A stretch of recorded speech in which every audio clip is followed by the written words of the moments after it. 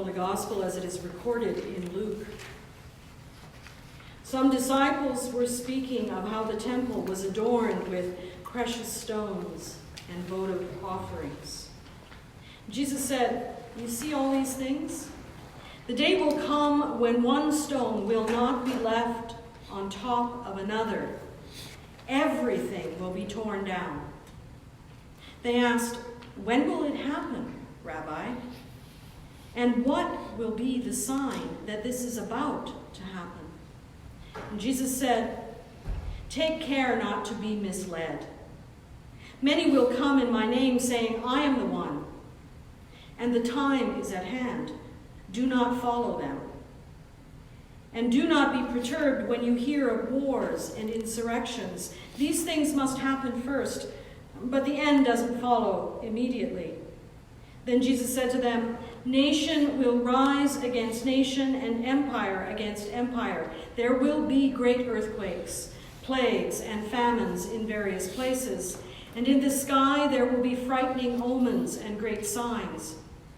But before any of this, they'll arrest you and persecute you, bring you before synagogues, and send you to prison, bring you to trial before rulers and governors. And it will all be because of my name. This will be your opportunity to give your testimony. So make up your minds not to worry about your defense beforehand, for I will give you the words and wisdom that none of your adversaries can take exception to or contradict. You will be betrayed even by your parents, brothers, sisters, relatives, and friends, and some of you will be put to death. Everyone will hate you because of me, yet not a hair on your head will be harmed. By patient endurance, you will save your lives." The Gospel of Christ.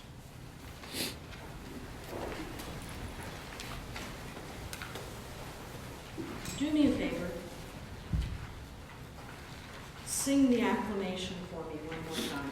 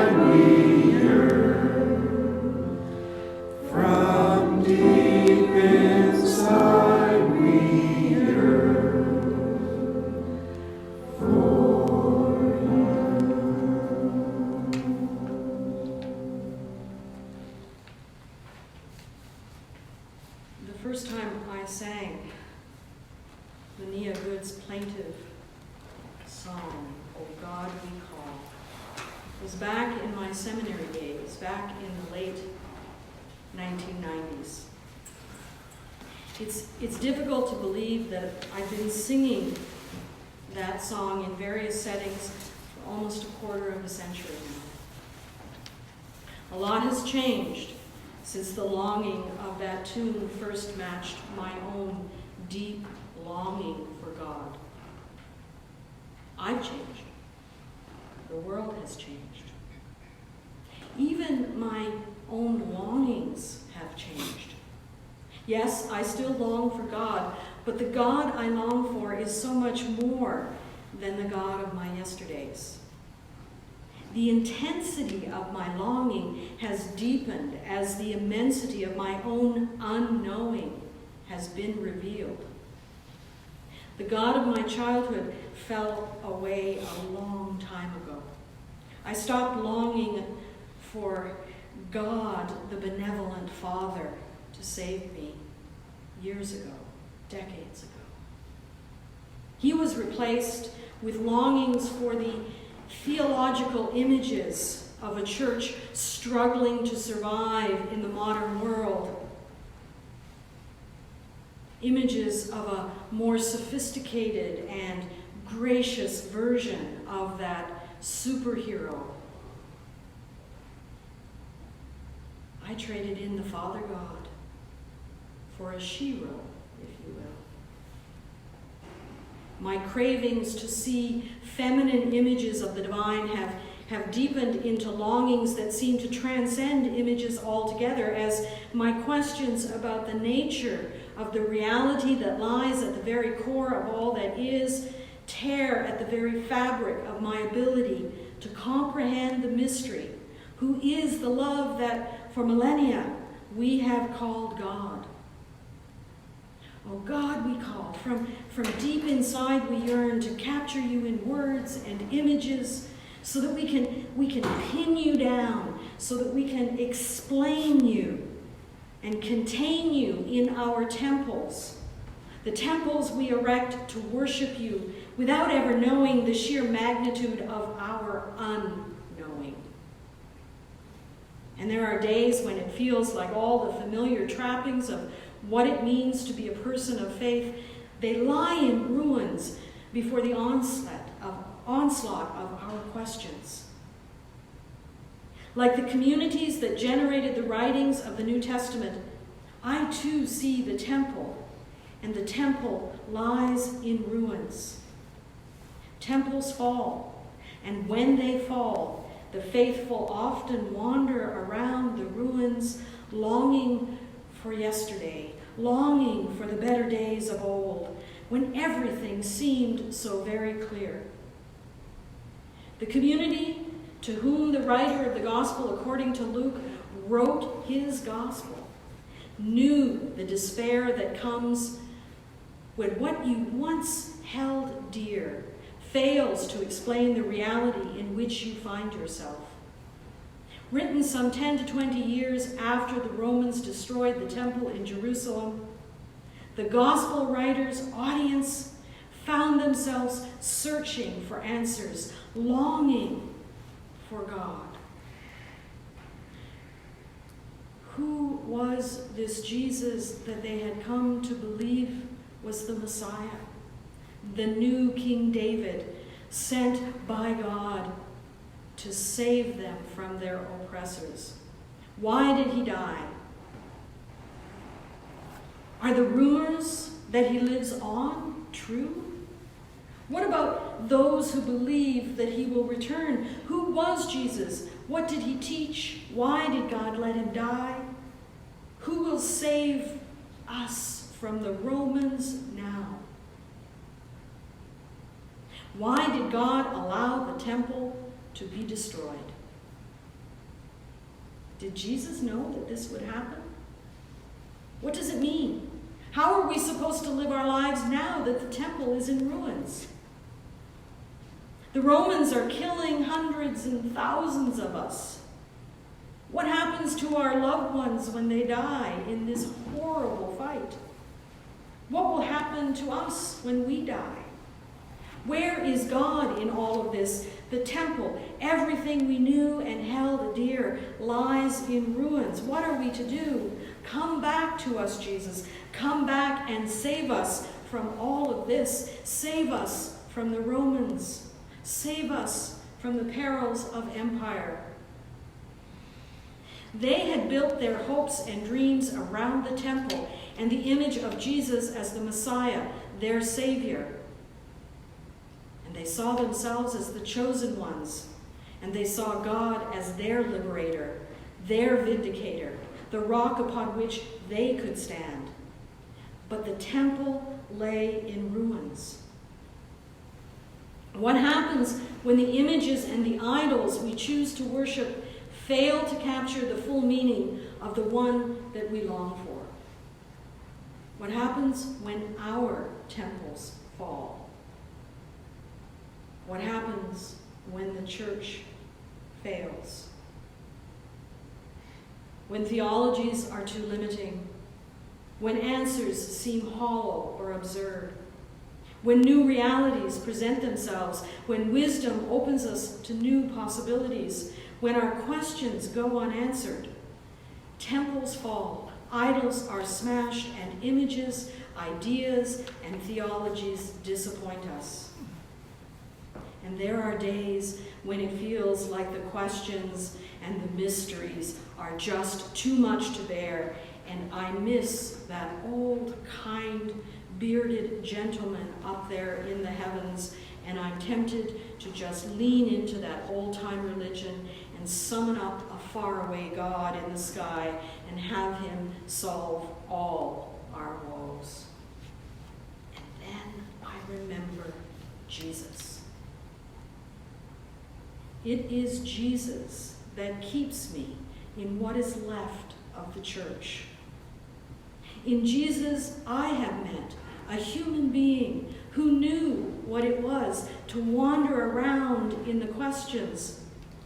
In Jesus, I met a Jewish rabbi, a teacher, skilled in the art of answering a question with a question I'd never even thought about before. Jesus, who cried out for justice and empowered the marginalized. Jesus, who embraced his own humanity and lived fully, loved recklessly, and gave himself to life. It's Jesus whose ability to be all that he was created to be. It is Jesus who keeps me in the faith. Jesus who challenged the status quo of the religious authorities and insisted that we and God are one. Jesus who put people ahead of the law. Jesus who called and empowered people to resist injustice and yet refused to take up arms, even though hundreds and perhaps thousands would have followed him all the way to Rome to fight if he'd only asked them to. Jesus, who loved so fully that he refused to back down, even though he knew that in all likelihood, his firm belief in nonviolence could get him killed. Jesus, who insisted that heaven is here on earth. Jesus, who declared that the reign of God has already begun. Jesus, who reduced it all down to love. Love of God and love of our neighbor, just as we love ourselves. Jesus, who insisted that our minds be part of any relationship, including our relationship to the divine. Jesus, the rule breaker and the party goer, the one they called the drunkard and the glutton. Jesus, who lived so fully and loved so greatly that in him we can see the face of God, the source of all that is and all that ever shall be, living not only in Jesus, but in, with, and through all those who love as extravagantly as Jesus loved. Jesus, whose life and witness was so powerful that when he died that horrible, crushing death, it was as if the very curtain in the temple was torn in two, and the Holy of Holies was revealed for what it was, not nearly holy enough to contain the source of our being. The temple was too small. God was not in the temple. Like the smallness of our temple, the smallness of our images, theologies, doctrines, and dogmas, the one who is cannot be contained. The very source of our being is beyond our ability to know. The religious trappings are just that, trappings. They cannot contain the divine one, who lies at the very heart of reality. Our images and idols have been smashed by our questions, and we can wander around in the ruins as they decay, or we can look for the one who lives and breathes in, with, and through us, in the faces of those around us, the one who lies beyond us, in universes that stretch beyond our comprehension. We can let the dead bury the dead. And we can seek the divine one in the love that is God, embodied in the hearts and minds of those who love and whom we love. Today, nation rises against nation. There are wars and rumors of war. Earthquakes, fires, floods, famine, poverty, and oceans rise. Superbugs threaten super plagues, and people are looking to the heavens not for portents or signs, but for escape routes. We want to fly off into outer space so we can avoid the disasters of our own making. And our temples have been destroyed. Our idols and images are scattered amongst the ruins. So let them rot. Let the ruins rot. Let them decay. For in rot and decay lies nourishment for new life. Out of the ruins will rise up a new thing. Let the prophet Isaiah be heard throughout the land. Behold, I am about to do a new thing. Resurrection is possible. The mystery that lies at the heart of creation is about to do a new thing. And I suspect that the mystery that lies at the heart of all creation is always about to do a new thing. Love is nothing if it is not fertile, fecund, lush, fruitful, prolific, bountiful, lavish, ever-evolving, dynamic, growing, rich, beautiful, gracious, extravagant, exciting, dangerous, scary, bold, tempting, sustaining, worth living and dying for. All those centuries ago, when the temple in Jerusalem lay smoldering in ruins, the followers of Jesus looked around and realized that Jesus was indeed their Messiah, because in his life and in his death lay their hope for a new thing. In Jesus, they saw the power of love.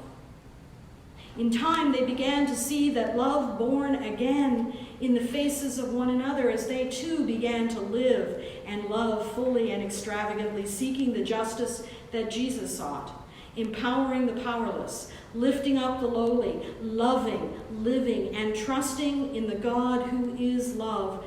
They found new life. Yeah, there are days when I miss the familiar, when I long for the idols I once worshipped, when I need the comfort of the man upstairs, or the mother's arms to enfold me, or the church's doctrine to save me. I'm often tempted to put my questions away and hunker down in and amongst the ruins, clutching my idols and praying for salvation. And then I remember Jesus and the life lived so fully, freely, and extravagantly. And I remember that life, this life. This life is pure gift. And like Jesus, I want to live this gift. I want to live it loving, sacrificing, struggling to make it better, tasting, seeing for myself, questioning and embracing every blessed moment of it. I can't wait to see resurrection up close and personal. And so I long to see God in all love's incomprehensible splendor. I want to see this new thing that the Creator of all that is and ever shall be is birthing in our midst. I want to live it all, trusting that God, who is the source of my being, the mystery beyond my comprehension, this love that is God, will nourish, ground, and sustain me through every beautiful, challenging, incomprehensible, blessed moment of it, come what may. Let it be so. Amen.